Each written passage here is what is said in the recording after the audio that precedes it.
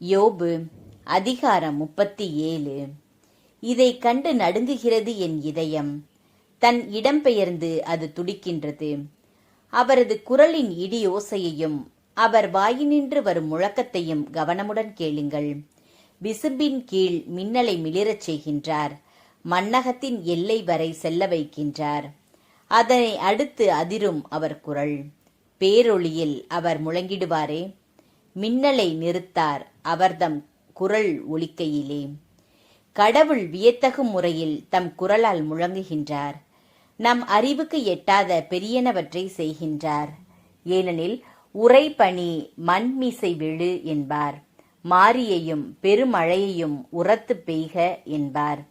எல்லா மனிதரும் அவரது கைத்திறனை அறிய எல்லா மாந்தரின் கையையும் கட்டி போடுவார்.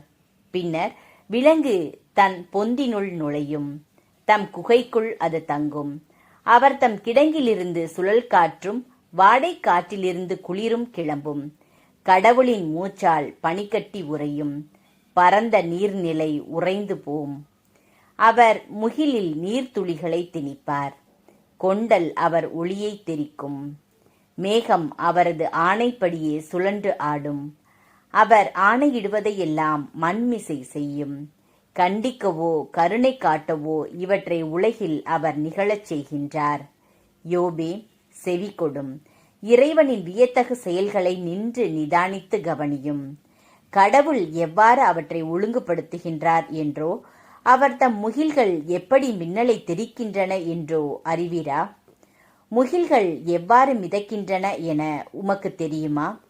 அவை நிறை அறிவுள்ளவரின் வியத்தகு செயல்கள் அல்லவா? தென்திசை காற்றினால் நிலம் இறுக்கப்படுகையில் உடையின் வெப்பத்தால் நீவீர் புழுங்குகின்றீர். வார்ப்பட கண்ணாடியை ஒத்த திண்ணிய விசும்பை அவரோடு உம்மால் விவரிக்க கூடுமோ? நாம் அவருக்கு என்ன சொல்லக்கூடும் என்று கற்பியும். இருளின் முகத்தே வகை தெரியாது உழல்கிறோம். நான் பேசுவேன் என்று எவர் அவரிடம் சொல்வார்? அவ்வாறு பேசிய எவர் அழிய ஆசிப்பார்? காற்று வீசி கார்முகிலை களைத்த பின் வானில் கதிரவன் ஒளிரும்போது மனிதர் அதனை பார்க்க ஒண்ணாதே. பொன்னொளி வடதிசையிலிருந்து வரும், அஞ்சுதற்குரிய மாட்சி கடவுளிடம் விளங்கும். எல்லாம் வல்லவரை நாம் கண்டுபிடிக்க முடியாது. ஆற்றலிலும் நீதியிலும் உயர்ந்தவர் அவரே, நிறைவான நீதியை மீறுபவர் அல்ல. ஆதலால் மாந்தர் அவருக்கு அஞ்சுவர். எல்லாம் தெரியும் என்போரை அவர் திரும்பியும் பாரார்.